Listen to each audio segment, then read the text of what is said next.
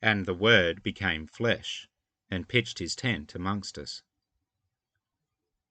Yesterday we heard Deacon Stephen interpret the Old Testament Christologically. Today we read a passage which is explicitly Christological, one of the greatest Christological passages of the Bible, in fact.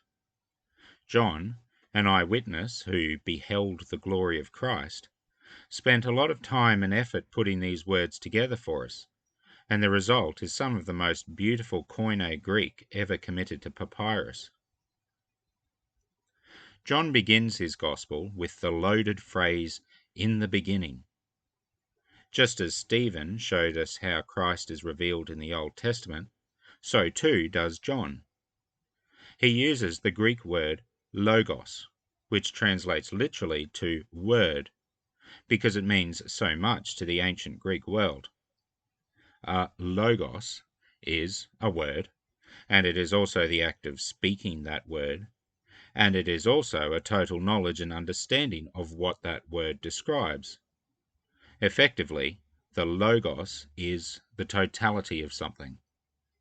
So, when in Genesis God spoke and the world came into being, John elaborates on this and teaches that God's active work of creation was held in totality in the person of Jesus Christ.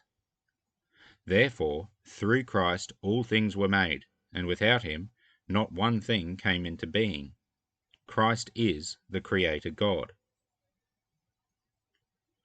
The grand sweep of Old Testament narrative history into which John has embedded Christ includes this curious phrase, which is our memory verse for today.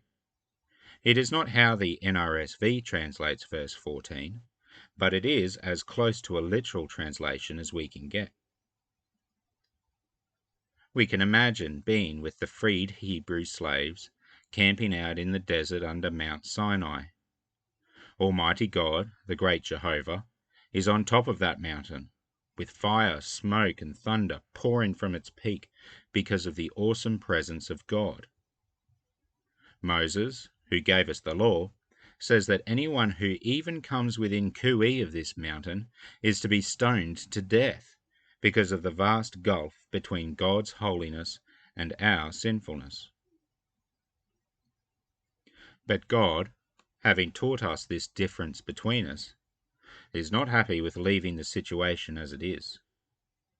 We cannot ascend the mountain, so he descends to us, crossing the boundary between the spiritual and material realms. He condescends to leave his home of glory, peace, and unstained love. He takes on human flesh, and he pitches his tent amongst us. This is the great love God has for us, to come and be with us, warts and all, so that he can purify us into holy creatures and take us back up the mountain to his and our true home, where we will no longer live in tents, but in the Father's mansion of many rooms.